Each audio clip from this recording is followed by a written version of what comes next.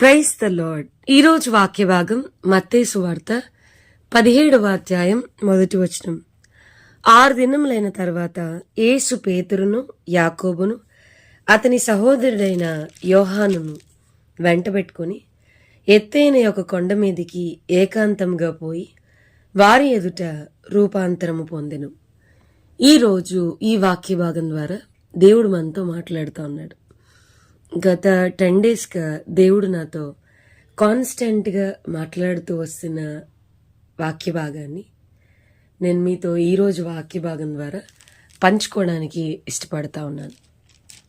మరి యేసయ్య పేతురు, యాకోబు, యోహాన్ని వెంట పెట్టుకుని ఒక ఎత్తైన కొండ మీదకి మరి ఆయన ఎక్కడం, ఏకాంతంగా వెళ్ళి అక్కడ రూపాంతరం చెందినట్లుగా మనం చూస్తూ ఉన్నాం. మనకు తెలుసు బైబిల్లో ఈ పోర్షన్ రూపాంతర కొండ కొరకు మరి మాట్లాడుతుంది, ద మౌంట్ ఆఫ్ ట్రాన్స్ఫర్మేషన్.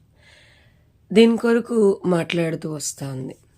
అయితే వాక్యం వింటున్న ప్రియమైన వారలారా, మన క్రైస్తవ జీవితంలో మనకి ఖచ్చితంగా ఏకాంత అనుభవం ఉండాలి. దేవునితో ఒంటరిగా గడిపే సమయం మనకు ఉండాలి. నా జీవితంలో వాట్ ఐ రియలైజ్డ్, నేను వ్యక్తిగతంగా రియలైజ్ అయిన విషయం ఏంటి అని అంటే, ద స్ట్రెంగ్త్ దట్ కమ్స్, నాకు వస్తున్న ఆధ్యాత్మిక శక్తి ఎక్కడి నుంచి వస్తుందనంటే, నేను ఏకాంతంగా నా ప్రభుతో నేను గడిపే ఆ ప్రార్థనా సమయంలో నుంచి వస్తుంది. ఆత్మీయంగా మనం ఎప్పుడు ఎదుగుతామనంటే, ఒక గుంపుగా మనం ప్రార్థన చేసినప్పుడు, గుంపుగా సండే చర్చ్కి వెళ్ళినప్పుడు okay, all are okay. But దేవునికి సమీపంగా ఉండాలి అని అంటే గనక నువ్వు ఒంటరిగా లేదా ఏకాంతంగా ప్రభు దగ్గరికి రావాలి. ఏంటి సుష్మాన్ అంటే, ప్రభు నాతో మాట్లాడుతూ వచ్చారు. ఏకాంత సమయం అనేది ప్రభు మనల్ని సంధించే సమయం. It is the time where దేవుడు మనల్ని ఎన్కౌంటర్ చేసే సమయం. దేవుడు మనల్ని, మన ఆత్మని సంధించే సమయం. అలాగే ఏకాంత సమయం లేదా ఒంటరిగా ప్రభుతో గడిపే సమయం ఏంటి అని అంటే, నీ కొరకు దేవుడు ఉంచిన ఆశీర్వాదం లేదా నీ కొరకు దేవుడు కలిగి ఉన్న ఆ చిత్తము నెరవేర్చడానికి ఒక ప్రిపరేషన్ అనేది ఈ ఏకాంత సమయంలో జరుగుతుంది. మనం చూస్తే యోసేపు గారు తన అన్నల మధ్య, తన తండ్రి మధ్య సంతోషంగా ఉన్నప్పుడు దేవుడు ఒక్కసారిగా పట్టుకుని అతన్ని ఒంటరిని చేశాడు. He made him all alone. ఎందుకు అనంటే, ఒక దినమున ఐగుప్తు దేశానికి ఒకడు చెయ్యెత్తాలంటే యోసేపు అనుమతి ఇవ్వాలి, ఛేదించాలంటే యోసేపు అనుమతి. అంతగా దేవుడు హెచ్చించాలనుకున్నాడు. ఆ దేశానికి చాలా గొప్ప హెడ్గా, ఫరో తర్వాత నాయకునిగా దేవుడు చేయాలనుకున్నాడు, ప్రధానమంత్రిగా చేయాలనుకున్నాడు. దానికి నాన్న దగ్గర ఉంటే ఈ ప్రిపరేషన్ రాదు, నాన్న దగ్గర ఉంటే సిద్ధపడలేడు. అందుకే నాన్న నుంచి దూరం చేసి ఐగుప్తు దేశానికి తీసుకొచ్చి he prepared him a lot. తన ఒంటరితనములో దేవుడు తన జీవితంలో, యోసేపు జీవితంలో దేవుడు కలిగి ఉన్న చిత్తానికి యోసేపుని సిద్ధపరుస్తూ వచ్చాడు. యోసేపు యొక్క ఒంటరితనంలో దేవుడు యోసేపు కొరకు ఉంచిన ఆశీర్వాదం కొరకు యోసేపుని సిద్ధపరుస్తూ వచ్చాడు. హలో, మనము చాలాసార్లు చాలా వాటికి మనం ప్రభుతో గడిపే ఏకాంత సమయాన్ని చాలా కిల్ చేసేస్తూ ఉంటాయి. ఒకటి సెల్ ఫోన్ కిల్ చేసేది, మనుషులు కిల్ చేసేస్తూ ఉంటారు. ఆ టైంని ప్రభుతో గడపనీయకుండా what is your distraction, what is distracting you? ప్రభుతో నువ్వు ఒంటరిగా గడపకుండా ఏది నిన్ను డిస్ట్రాక్ట్ చేస్తుంది? గో అండ్ చెక్, దాన్ని పరిశీలించుకో.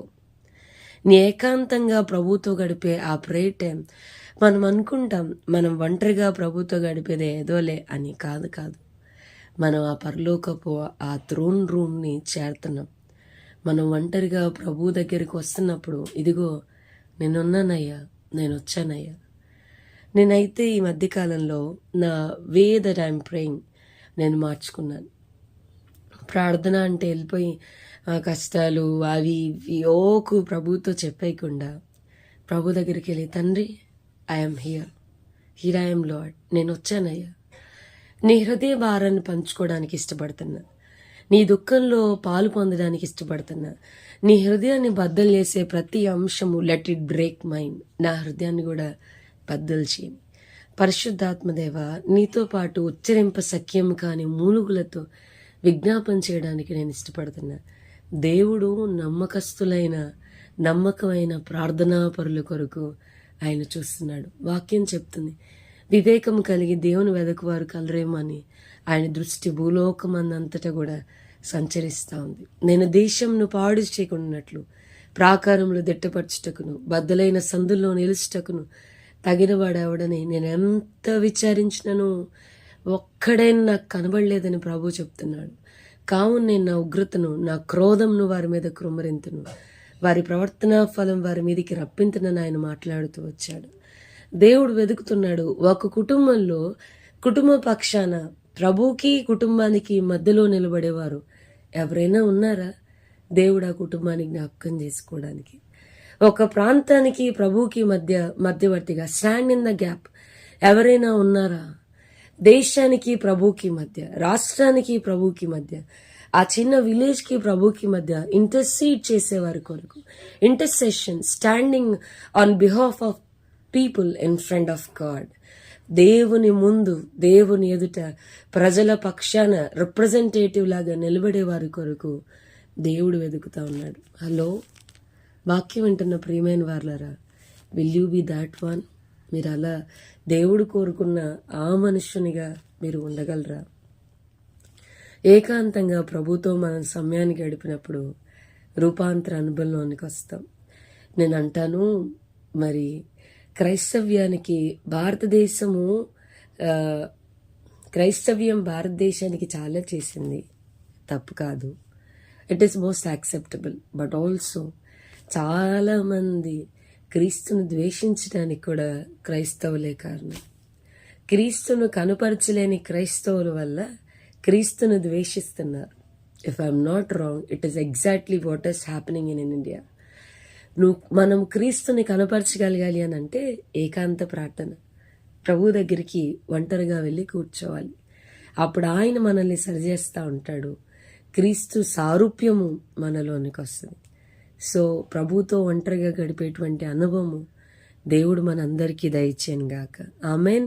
ప్రార్థన చేసుకుందాం. ప్రభా, ఈరోజు వాక్య భాగం ద్వారా మీరు మాతో మాట్లాడినందుకు వందనాలు. వాక్యం విన్న మా ప్రియులైన వారిని అందరినీ దీవించి ఆశీర్వదించమని యేసు నామమున అడిగి వేడుకొంచున్నాం తండ్రి. Amen. God bless you and have a blessed day.